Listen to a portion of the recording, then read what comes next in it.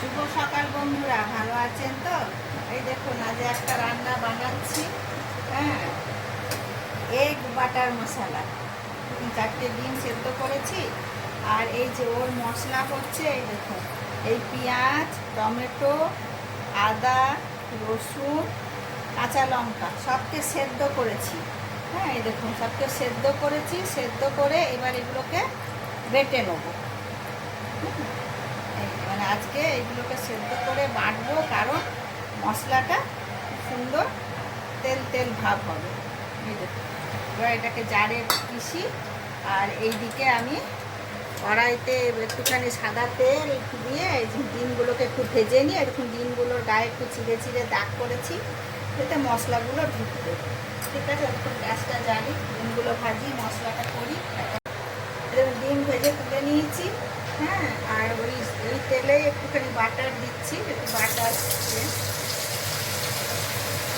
দিয়ে ফোড়ন দিচ্ছি, গরম মশলা, শুকনো লঙ্কা আর তেজপাতা।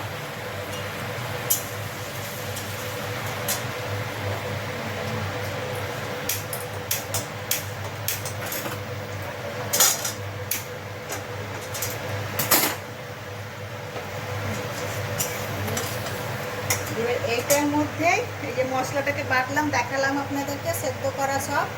দেখুন বাটাটা করছে, কত সুন্দর তেল তেল ভাবটা এসছে। অল্প দেখুন, এর মধ্যে ওপর থেকে তেল বা বাটার কিছু দেওয়া আছে, কিন্তু কিছুই না। এইবার এই যে এই তেলটা, ফোড়নটা হয়ে গেল, ফোড়নটা হয়ে গেছে। এবার এই মশলাটা ঢেলে দেবো।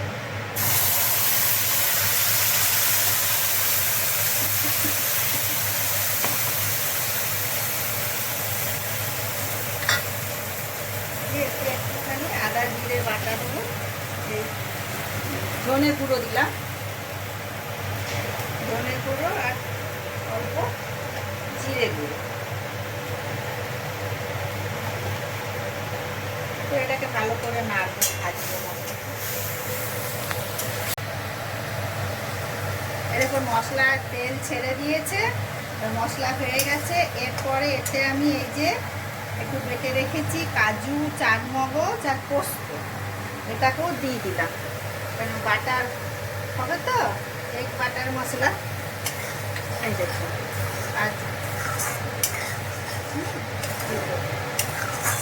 এটাকে একটু ভালো করে নাড়িয়ে চাড়িয়ে কষিয়ে নেবো।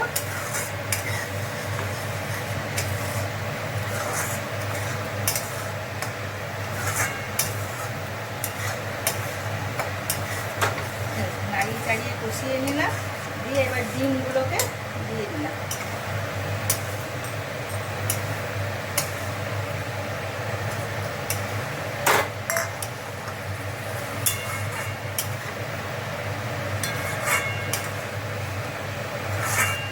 ফুটে গেলে একটু বাটার দিয়ে নামিয়ে দেবো। হয়ে গেছে।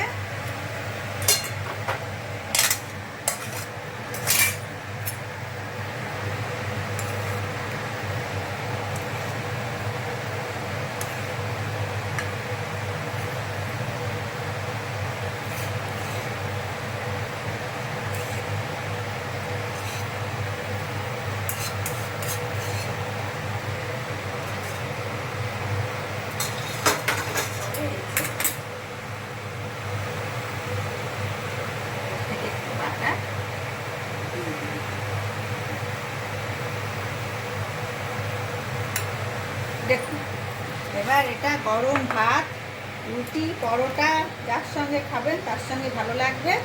আমরা আজ দুপুরবেলায় তো গরম ভাত দিয়েই খাবো। আর এটা হাত চেটে পুটে খাবে মানুষ। দেখুন, ভালো লাগলে পাশে থাকবে। রাখলাম, আপনারাও বানাবেন।